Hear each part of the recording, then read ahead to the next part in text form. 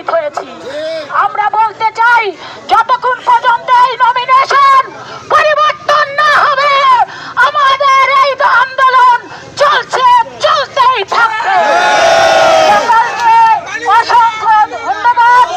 সর্বশেষ আমাদের প্রিয় নেত্রী, দেশনেত্রী বেগম খালেদা জিয়ার সুস্থতা কামনা করছি পরম করুণাময় আল্লাহ পাকের কাছে। আর পাশাপাশি আমরা একটাই মাত্র বক্তব্য, আমাদের প্রিয় নেতা আমাদের মাঝে ফিরে আসবেন এবং এই বাংলাদেশের আগামী নির্বাচনের নেতৃত্ব দিবেন, সেই প্রত্যাশা ব্যক্ত করে